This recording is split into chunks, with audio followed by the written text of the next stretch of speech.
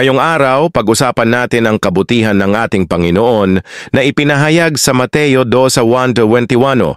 Habang naglalakad si Jesus at ang kanyang mga alagad sa araw ng Sabado, nagutom sila at pumitas ng mga butil upang kainin. Ngunit ang mga Pariseo na mahigpit sa kautusan, agad silang hinusgahan. Para sa kanila, paglabag ito sa batas ng Sabat. Ngunit sinagot sila ni Jesus at pinaalalahanan sila sa ginawa ni David noon nang siya'y magutom, pati ang kanyang mga kasama. Kumain sila ng tinapay na itinalaga lamang para sa mga pari, ngunit hindi sila sinisi ng Diyos. Dito ipinapakita ni Jesus na ang kahabagan ay higit sa sakripisyo. Sa Mateo 2:7, sinabi niya, "Kung naunawaan ninyo ang kahulugan ng habag ang nais ko at hindi hain, hindi sana kayo humatol sa mga walang sala." Ang puso ng Diyos ay para sa tao, hindi sa batas na walang puso. Sa sumunod na bahagi, pumunta si Jesus sa sinagoga at may isang lalaking tuyo ang kamay.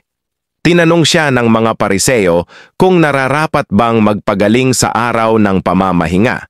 Sinagot sila ni Jesus, "Kung may tupa kayo at nahulog ito sa balon sa araw ng Sabat, hindi nyo ba ito ililigtas?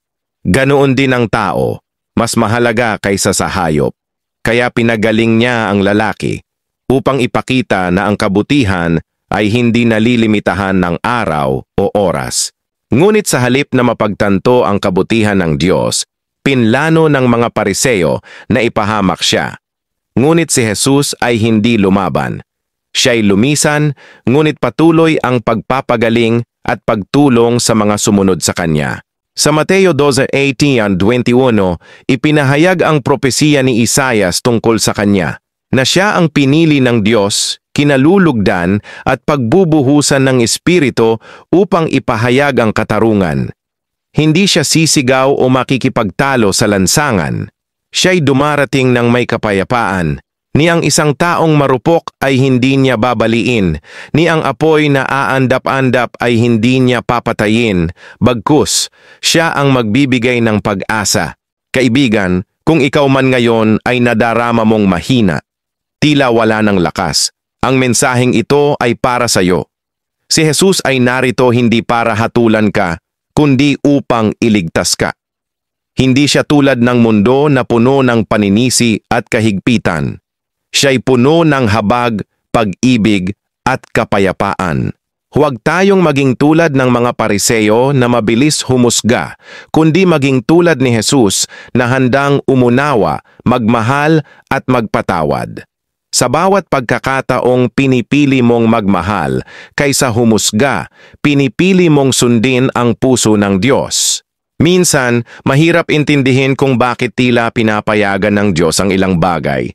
Pero tulad ni Jesus, tumahimik siya, ngunit patuloy na gumagawa ng kabutihan. Hindi man laging hayag ang kilos ng Diyos, pero sigurado siya ay gumagawa sa tahimik, gumagaling, umaaliw at nagliligtas. Ngayong araw, piliin natin ang habag kaysa sa galit.